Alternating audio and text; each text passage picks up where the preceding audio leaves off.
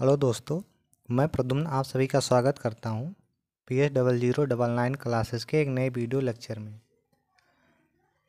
आज के video lecture में हम लोग देखने वाले हैं डीएलएड 4 सेमेस्टर के आरंभिक स्तर पर भाषा के पठन लेखन एवं गणितीय क्षमता के विकास के राजन सीरीज के अतलगोत्तरीय प्रश्नों को, जो कि हमारा पार्ट नंबर 3 है।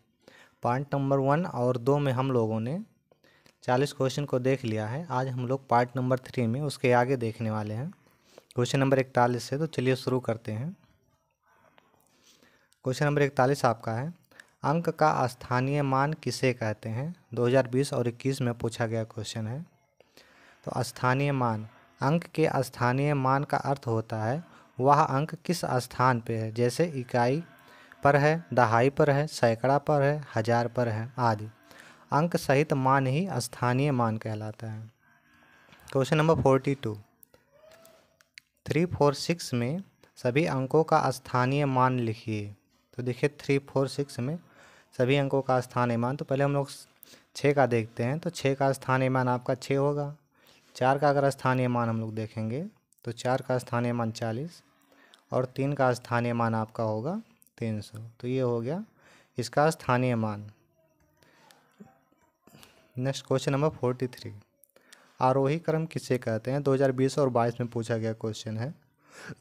तो आरोही क्रम का अर्थ बढ़ते हुए क्रम से है, जैसे 3, 6, 7, 8, 10। यानी कि सबसे पहले सबसे छोटा लिखा जाएगा, फिर उससे बड़ा, फिर उससे बड़ा और लास्ट में सबसे बड़ा लिखा जाएगा। तो ये आपका होता है आरोही क्रम। नेक्स्ट आपका 44 नंबर, संख्या पूर्व तैयारी से आप क्या समझते हैं? 2020 और 22 में पूछा गया क्वेश्चन है। तो देखिए बच्चों को संख्या का ज्ञान कराने से पहले खेलों और क्रियाओं के माध्यम से बच्चों को संख्या के विषय में सिखाना, यही आपका होता है संख्या पूर्व तैयारी। नेक्स्ट आपका है 45 नंबर, हंस पद विराम चिन्ह से क्या तात्पर्य है? 2020 में पूछा गया क्वेश्चन है।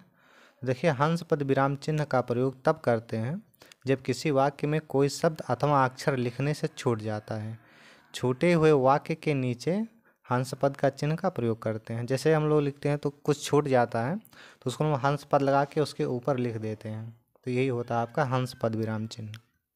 नेक्स्ट आपका होता है 46 नंबर, आकाश के 3 समानार्थी शब्द लिखिए। 2020 में पूछा गया क्वेश्चन है।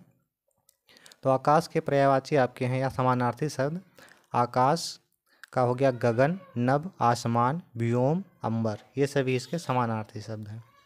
क्वेश्चन नंबर 47, लेखन किसे कहते हैं? 2022 में पूछा गया क्वेश्चन है। अथवा लेखन का अर्थ बताइए। तो जब मन के भाव एवं विचारों को लिपिबद्ध करते हैं तो इस प्रकार की अभिव्यक्ति को लेखन कहा जाता है। क्वेश्चन नंबर 48, पठन में दक्षता अवरोध का कारण बताइए। अथवा पठन कौशल के 2 बाधक तत्व बताइए। तो आपके हैं, पहला आपका है पठन की कला का अभाव, दूसरा पठन रुचि का अभाव, तीसरा चिंतन का अभाव, चौथा आपका है मन की एकाग्रता का अभाव, पांचवा आपका है दृष्टि दोष का होना। ये आपके होते हैं पठन में दक्षता अवरोध के कारण। नेक्स्ट क्वेश्चन नंबर 49, अंतस्थ व्यंजनों को लिखिए। तो अंतस्थ व्यंजन आपके 4 हैं, या, रा, ला और वा। नेक्स्ट क्वेश्चन नंबर 50, ऊष्म व्यंजन से क्या तात्पर्य है? अथवा ऊष्म व्यंजन क्या है लिखिए। तो देखिए जिन वर्णों के उच्चारण में वायु उच्चारण स्थान से छूकर सीटी की ध्वनि के समान बाहर निकलती है वह ऊष्म व्यंजन कहलाते हैं। नेक्स्ट आपका है क्वेश्चन नंबर 51, किसी संख्या को शून्य से गुणा करने पर गुणनफल शून्य प्राप्त होता है, उदाहरण दीजिए। तो देखें शून्य से गुणा करने पर शून्य प्राप्त होता है, ये उदाहरण आपका है 50 गुणे 0 बराबर 50 हो जाएगा। एक्स में 0 का गुणा हुआ आपका फिर 0 हो गया। नेक्स्ट आपका है 52 नंबर, उच्चारण में लगने वाले समय के आधार पर स्वरों के भेद बताइए। तो आपका 2 प्रकार का होता है, पहला होता है घोष और दूसरा आपका होता है अघोष। नेक्स्ट आपका 53 नंबर, समानार्थी शब्द किसे कहते हैं? तो वह शब्द जो समान अर्थ प्रकट करते हैं उन शब्दों को समानार्थी शब्द कहते हैं। जैसे उपवन का बगिया, वाटिका, बाग, ये सब इसके समानार्थी हैं। नेक्स्ट आपका है 54 नंबर, अर्धविराम को परिभाषित कीजिए। तो किसी वाक्य में कोई स्वतंत्र वाक्य होने पर जब उन्हें अलग अलग रखने हेतु भी इसका प्रयोग किया जाता है। जैसे कि सूर्य अस्त हुआ, अब इसके बाद हो गया कि अंधेरा हो गया, तो यहाँ आपका हो जाएगा अर्धविराम। नेक्स्ट आपका है 55 नंबर। रविंद्रनाथ ने शांति निकेतन की स्थापना की, इस वाक्य को कर्मवाच्य में परिवर्तित कीजिए। तो इसका कर्मवाच्य होगा आपका रविंद्रनाथ द्वारा शांति निकेतन की स्थापना हुई या की गई। नेक्स्ट आपका है 56 नंबर। मूर्धन्य वर्ण कौन से हैं?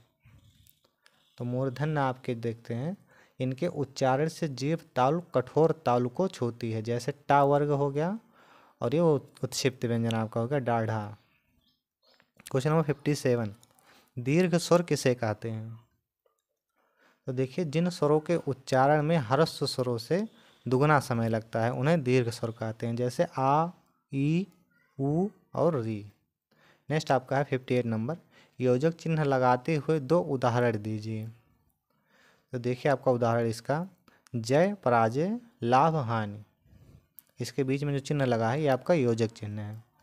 क्वेश्चन नंबर 59, संख्या 63 6 में दोनों 6 के स्थानीय मान का अंतर ज्ञात कीजिए। तो पहले हम लोग इसका स्थानीय मान निकालेंगे दोनों 6 का, उसके बाद में फिर इसका अंतर देखें। तो पहले 6 का स्थानीय मान आपका 6 होगा, दूसरे का होगा 600।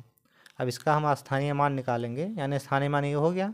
अब इसको हम लोग घटाएंगे, तो 600 में 6 अगर घटाएंगे तो ये आपका हो जाएगा 594। लास्ट क्वेश्चन देखते हैं, क्वेश्चन नंबर 60। 48 सेब 4 बच्चों में बांटे गए, प्रत्येक बच्चों को कितना सेब मिलेगा? तो ये आपको करना है। तो देखिए 4 बच्चों में कितना सेब, 48, तो 48/4 करेंगे तो आपका हो जाएगा प्रत्येक बच्चों को 12 सेब मिलेगा। अगर हमारी वीडियो आपको पसंद आई हो तो चैनल को सब्सक्राइब करें और अपने दोस्तों के साथ शेयर करना ना भूलें। जय हिंद।